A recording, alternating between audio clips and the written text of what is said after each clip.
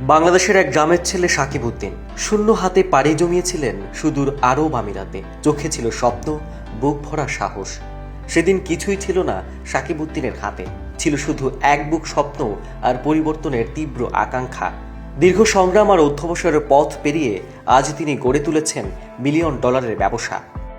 নতুন যারা বিদেশে আসবেন তাদের জন্য আমার একটাই পরামর্শ, তারা যেন অন্ততপক্ষে একটি বিষয়ে দক্ষতা অর্জন করে এবং একটি হাতে কলমে যেন প্রশিক্ষণ নিয়ে আসে যে কোনো একটি বিষয়ের উপরে। তাহলে তাদেরকে আর বেকার ঘুরতে হবে না, কিংবা সবারই একটা স্বপ্ন থাকে বিদেশে গিয়ে ভালো কিছু করা। তো সেই জায়গা থেকে আসলে একটি বিষয়ের উপরে তাদের দক্ষতা অর্জন করা খুবই গুরুত্বপূর্ণ। সেনা কর্মকর্তা বাবার ঘরে বেড়ে ওঠা সাকিব দীর্ঘদিন ধরে দুবাইয়ের রিয়েল এস্টেট ব্যবসা পরিচালনা করছেন। ব্যবসায়িক অনন্য উচ্চতা ও আরবের অর্থনীতিতে গুরুত্বপূর্ণ অবদানের স্বীকৃতিস্বরূপ গত 12ই ডিসেম্বর সংযুক্ত আরব আমিরাত সরকার তাকে সম্মানসূচক গোল্ডেন ভিসা প্রদান করেছে, যা প্রবাসী বাংলাদেশিদের জন্য এক বিশাল গর্বের বিষয়। This is your profile. So, from how you will create your profile depends your result.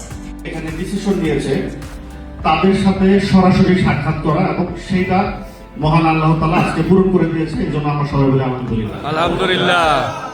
এই গোল্ডেন ভিসাধারীরা 5 থেকে 10 বছর পর্যন্ত আরব আমিরাতে বসবাস, কাজ ও বিনিয়োগের সুযোগ পান।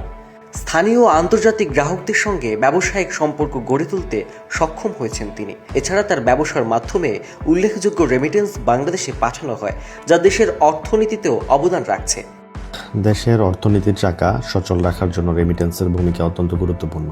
আর ওই জায়গাতে আমরা দেশে প্রচুর পরিমাণ প্রতি মাসেই রেমিটেন্স পাঠিয়ে থাকি, এবং আমাদের সাথে যারা কাজ করেন তারাও প্রচুর পরিমাণ রেমিটেন্স পাঠিয়ে থাকে প্রতি মাসেই। তো সেই জায়গা থেকে আসলে আমরা বলবো, যেহেতু আমাদের একটা স্ট্রং কমিউনিটি তৈরি হয়েছে, এবং সেই কমিউনিটির মাধ্যমে দেশের অর্থনীতিতে আমরা একটি গুরুত্বপূর্ণ ভূমিকা পালন করতে পারছি।